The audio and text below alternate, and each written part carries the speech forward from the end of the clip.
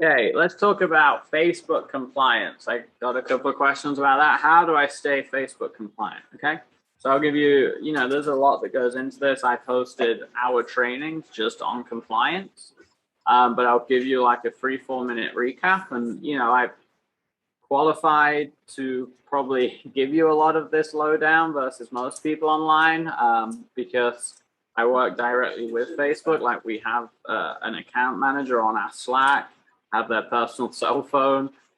We spend hundreds of thousands of dollars, so we get a lot of extra insight, a lot of extra support.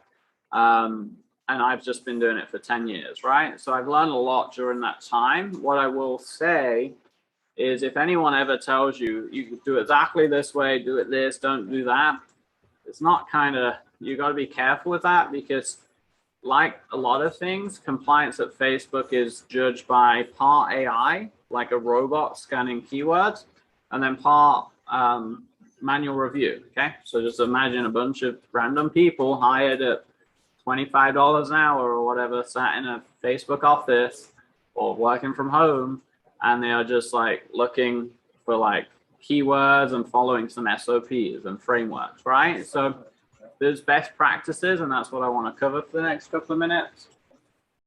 Okay, so one of the biggest things to understand with compliance, what most people don't understand, is the account structure.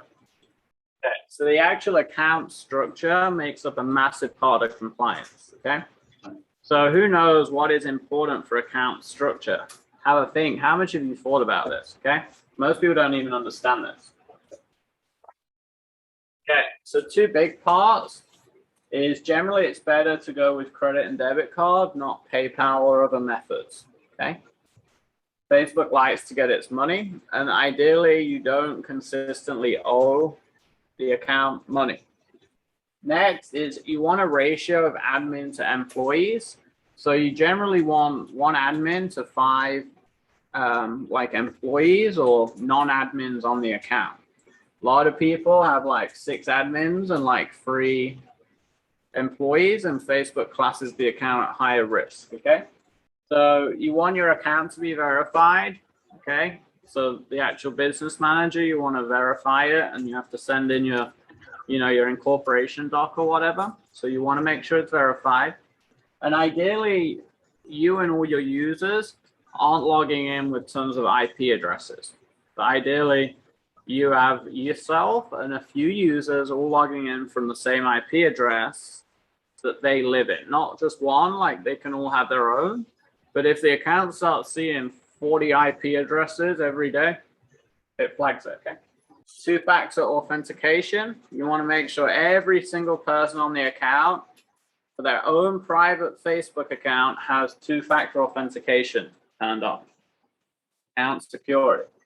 So you see how and there's still more bits of this, but you see how we're talking about compliance and we've not even got to the ad copy part, okay? So the other half of the equation, okay, is what you're doing in the ads, okay? So generally the copy and the headline, right, is a big part. So you can't talk about political stuff. You can't talk about making money. You can't talk about people's visual image, okay? You can't talk about emotion, as in, do you wake up unhappy every morning, okay?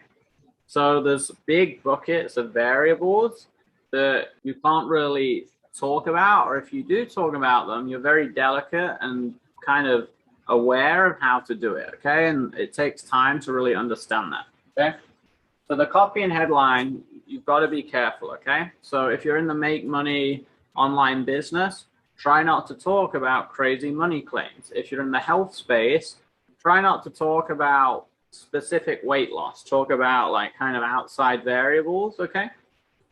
Don't talk about dress sizes. If you're in, you got to be careful with stock trading. You can't talk much about credit repair, okay? You can talk about credit health, okay? You can't talk about politics. Next one is calling out the avatar, okay? So Facebook doesn't like it when you go, hey, you, are you trying to lose 10 pounds? Or, hey, you, do you want to add $3,000 a month to your business? They don't like that kind of where you're kind of coming out at them, out of the computer screen. Facebook, basically one of the easiest ways to remember for compliance. Facebook wants to be a happy place, okay? And they don't want it where, even though they do, they don't want it where the customer feels you know everything about them. Does that make sense? Okay, so be careful there. Emotion, right? So remember I said happy.